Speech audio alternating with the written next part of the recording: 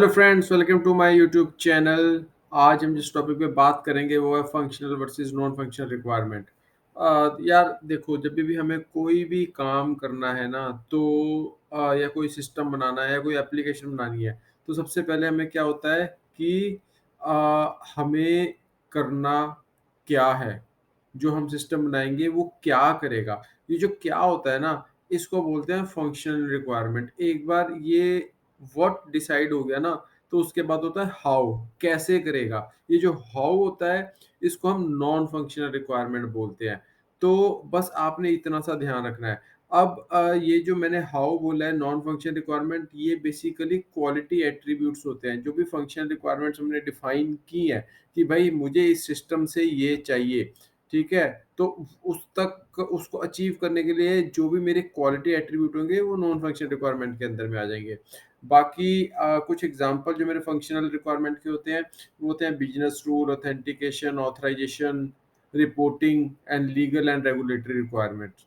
Non functional के जो मेरे कुछ एग्जांपल होते हैं, वो होते हैं throughput, scalability, security, reliability, availability, response time.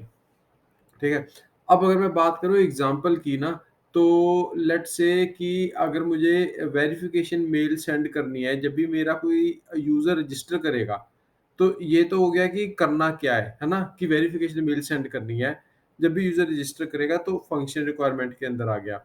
But अगर मैं ये बात करूँ कि मेरी वेबसाइट के ऊपर अगर 10,000 या 20,000 या लेट्स से 50,000 यूज़र हैं, और 50,000 यूज़र होने के बाद भी मेरी वेबसाइट विद इन 2 सेकंड या 3 सेकंड लोड हो जाए, तो ये क्वालिटी एट्रीब्यूट आ गया। तो इट्स इसका मतलब ये चीज़ बन गई नॉन फंक्शनल रिक्वायरमेंट। ये जो फंक्शनल और नॉन फंक्शनल रिक्वायरमेंट है, ऐसा कोई थंब रूल नहीं है कि ये कोई पर्टिकुलर चीज़ है वो फंक्शनल रिक्वायरमेंट होगी और जो दूसरी चीज़ है वो नॉन फंक्शनल होगी। जब भी हम कोई सिस्टम, कोई एप्लीकेशन, कोई वेबसाइट कुछ भी डेवलप करते हैं, तो उस टाइम पर जो भी मेरा एप्लीकेशन ओनर होते हैं, उनके साथ बैठ के डिस्कशन की जाती है, फंक्शन रिक्वायरमेंट लिखे जाते हैं, नॉन फंक्शन रिक्वायरमेंट लिखे जाते हैं, और सिचुएशन के हिसाब से ये थोड़ा बहुत कुछ चेंज होते रहते हैं। ठीक है? तो बेसिकली ये मैंने आज आपको बताया है। बाकी इस तरह की और भी वीडियोज़ अगर आपको चाहिए तो इस चैनल को सब्सक्राइब करना मत भूलना, लाइक करना, कमेंट करना। अगर अभी भी आपको कुछ समझ में नहीं आया तो कमेंट करके मेरे को बता दो कि भाई समझ में नहीं आया, तो मैं एक दोबारा वीडियो इस पे बना दूँगा और कोशिश करूँगा कि आपको प्रॉपर तरीके से समझ में आ जाए। धन्यवाद। बाय-बाय।